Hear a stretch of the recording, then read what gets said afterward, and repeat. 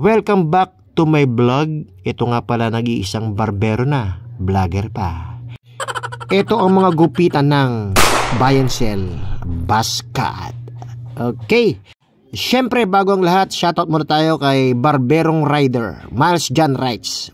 Shoutout sa iyo, brother. Okay, number 3 guard para sa ating unang linyahan.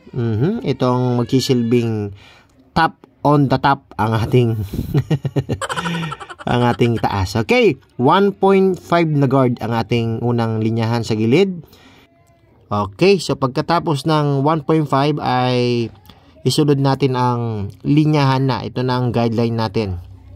Ito ang ating foundation sa ilalim para hindi na tataas, hindi na bababa. Gandang humagod talaga nitong kunay, ano? Sinon. Sarap po. Ito ay crispy. Okay.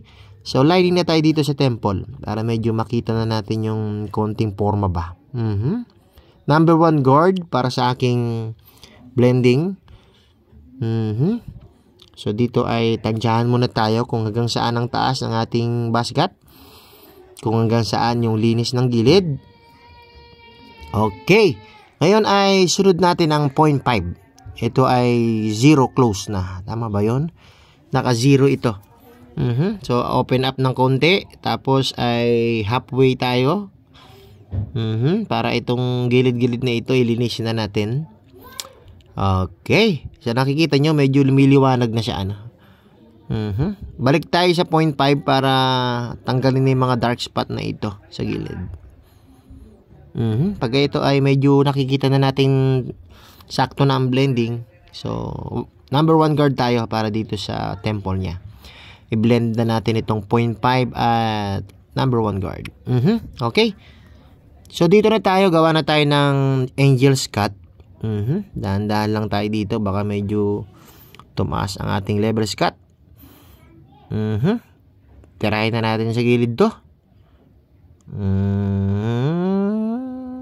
Ayos din itong talagang kemoy na ito. Ay, ano?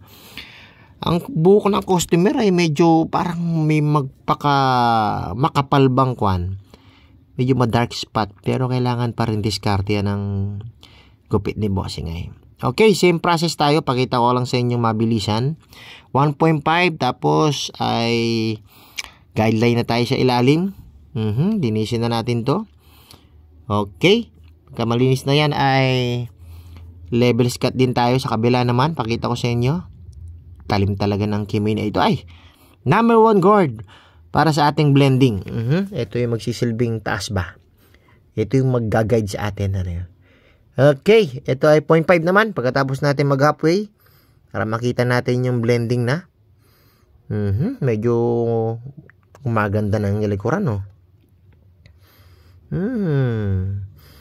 Ayos. Ito ang kanyang kwanay.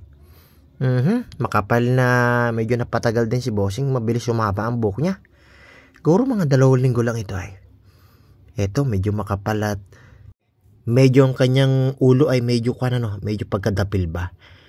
Okay, ito ang ating finished product. Ganda rin, ano? Pwede na. Sa mga basket na gantong ulo ay hindi halata ang kanyang Ganda rin, no? Ganda ng cup, sa may patilya. Ganda, oh. So, okay. So, don't forget to follow and likes. George the Barber.